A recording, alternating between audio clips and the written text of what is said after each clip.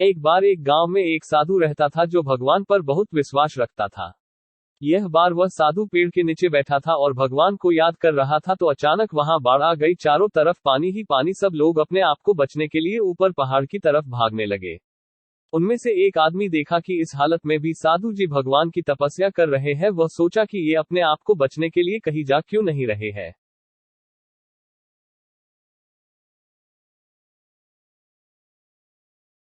तो उसे साधु से बोला, अरे आप कहीं जा क्यों नहीं रहे हो, आप भी मेरे साथ ऊपर पहाड़ की तरफ चलो, नहीं तो डूब जाओगे। साधु बोले, अरे हमें क्या होगा, मैं भगवान की इतनी तपस्या करता हूँ, मुझे कुछ नहीं हो सकता, मुझे भगवान अपने आप बचाएगा।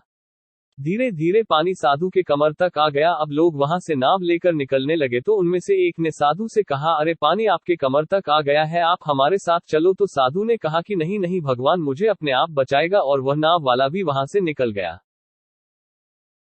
कुछ देर बाद पानी इतना बढ़ गया कि साधु के सर तक पहुंच गया और अब लोगों को बचने के लिए हेलीकॉप्टर निकलने लगे।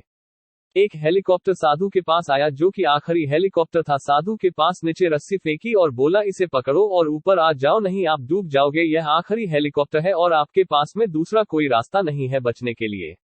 साधु ने कहा, यह रस्सी वापस ऊपर खींच लो और आप चले जाओ, मुझे भगवान के ऊपर पूरा भरोसा है, वह मुझे बचा लेगा। पानी काफी ऊपर आ गया, पेड़ डूब गया और साधु की भी डूबने से मौत हो गई। मरने के बाद साधु भगवान के पास गया और बोला, हे भगवान, मैंने पूरी जिंदगी आपकी तपस्या की, मेरा सारा जीवन आपकी आराधना करने में लगा दिया, फिर भी इतने भरोसे के साथ इंतजार किया कि तुम मुझे बचने आओगे, लेकिन वहां मेरी डूबकर मौत हो गई और तुम नहीं आए, ऐसा क्यों?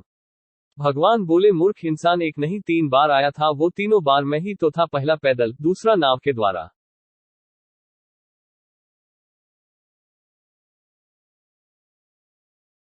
और तीसरा हेलीकॉप्टर के द्वारा, लेकिन तुमने मेरा एक भी अवसर पहचान नहीं पाया, पता नहीं किसका इंतजार कर रहा था।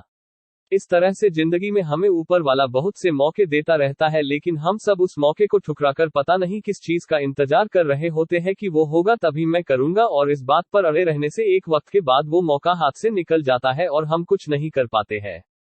तो किसी भी अच्छे समय का इंतजार मत करो, जो भी करना है आज और अभी से ही शुरू कर दो। यदि गुमशुदा होने की बात करें तो ये समझ पाना बहुत ज्यादा मुश्किल है कि वो 8 घंटे कहाँ चले जाते हैं जो 8 घंटे की नींद और 8 घंटे की नौकरी के बाद बचते हैं।